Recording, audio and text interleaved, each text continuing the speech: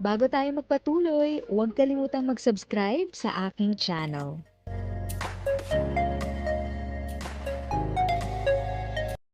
Thank you sa pag-click ng aking video. Good day po sa lahat ng mga nanonood. Sa mga bagong viewers at napadaan lang, by the way, I'm Tita Eda.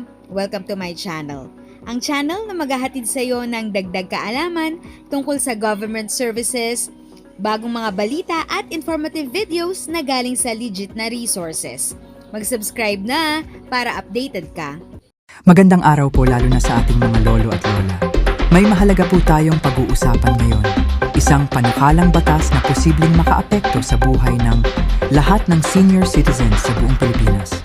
Sa ngayon po, may tinatalakay sa Kongreso na panukalang magbibigay ng 1,000 buwanang Universal Social Pension para sa lahat ng senior citizens sakaling maipatupad ito sa taong 2026.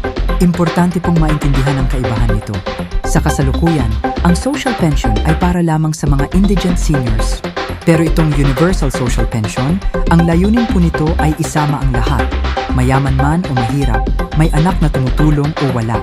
Ibig sabihin, walang pipiliin at walang maiiwan. Lahat ng senior citizens ay may matatanggap buwan-buwan. Ngayon, para saan po ba ang 1,000 na ito?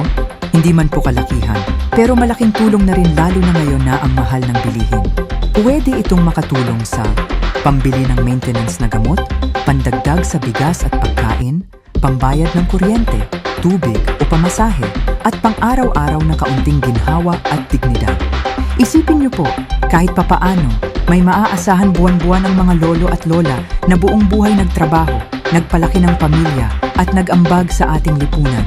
Pero klaruhin lang po natin ang Universal Social Pension ay hindi pa batas sa ngayon. Isa pa lamang po itong panukala at kailangan pang maipasa sa House of Representatives, maipasa sa Senado, mapunduhan sa pambansang budget at lagdaan ng Pangulo. Hanggat hindi pa po natatapos ang mga prosesong ito, wala pa pong opisyal na pagpapatupad. Pero ang maganda po rito, mas lumalakas na ang panawagan para sa pantay at makataong suporta sa ating senior citizens, lalo na ngayong ramdam na ramdam ang hirap ng pamumuhay. Ngayon po, gusto kong marinig ang opinyon ninyo. Sa tingin niyo po ba, karapat-dapat bang lahat ng senior citizens ay magkaroon ng buwanang pensyon? Kahit maliit, basta may maaasahan? I-comment niyo po sa ibaba ang inyong saloobin. Maraming salamat po at ingat po tayong lahat. If sa tingin mo, natulungan ka ng video ko na ito, nakasave ka sa oras mo, you can click yung thanks button at any amount ay malaking help sa pag-grow ng channel ko. Yun lang po muna ang aking update. Sana ay nakatulong na dagdag kaalaman ang aking shinare today. Ang goal ng aking channel ay mag-create ng awareness. Kung ganitong mga topic ang gusto mo, panoorin mo ang mga videos ko na ito.